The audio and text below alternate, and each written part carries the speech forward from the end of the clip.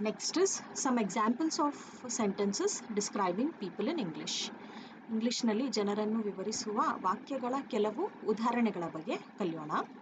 ಜನರನ್ನು ವಿವರಿಸಲು ಸರಳ ವಿಶೇಷಣಗಳನ್ನು ಬಳಸುವ ಕೆಲವು ಸರಳ ಇಂಗ್ಲಿಷ್ ವಾಕ್ಯಗಳನ್ನು ಇವಾಗ ಡಿಸ್ಕಸ್ ಮಾಡೋಣ.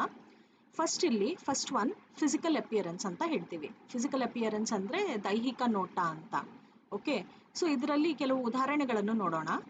She is tall and thin ಅಂತ ಹೇಳ್ತೀವಿ, ಅಂದರೆ ಅವಳು ಎತ್ತರ ಮತ್ತು ತೆಳ್ಳಗಿದ್ದಾಳೆ. ಸೊ ಇದು ಬರೀ ಫಿಸಿಕಲ್ ಅಪಿಯರೆನ್ಸ್, ಒಂದು ವ್ಯಕ್ತಿಯ ಫಿಸಿಕಲ್ ಅಪಿಯರೆನ್ಸ್ ಹೇಗಿರುತ್ತೆ ಆವಾಗ ನಾವು ಯಾವ ಥರ ವಾಕ್ಯಗಳನ್ನು ಬಳಸಬೇಕು ಅಂತ ನಾನು ಮಾತಾಡ್ತಾ ಇರೋದು. She is tall and thin, ಅವಳು ಎತ್ತರವಾಗಿದ್ದಾಳೆ, ಟಾಲ್ ಎತ್ತರವಾಗಿದ್ದಾಳೆ ಮತ್ತು ಥಿನ್ ತೆಳ್ಳಗಿದ್ದಾಳೆ ಅಂತ. ಹಿ ಈಸ್ ಶಾರ್ಟ್ ಅಂತ ಹೇಳ್ತೀವಿ, ಅವನು ಕುಳ್ಳಗಿದ್ದಾನೆ. She has long brown hair, ಅವಳು ಉದ್ದವಾದ ಕಂದು ಕೂದಲುಗಳನ್ನು ಹೊಂದಿದ್ದಾಳೆ. ಓಕೆ, ಲಾಂಗ್ ಅಂದರೆ ಉದ್ದವಾದ, ಬ್ರೌನ್ ಹೇರ್ ಅಂದರೆ ಕಂದು ಕೂದಲು ಅಂತ ಬರುತ್ತೆ.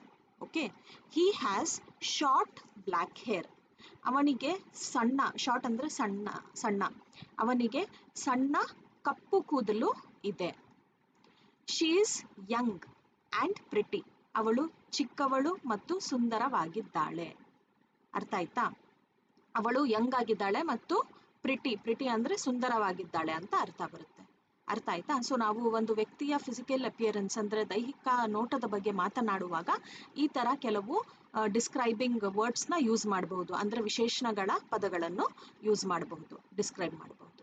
ಓಕೆ.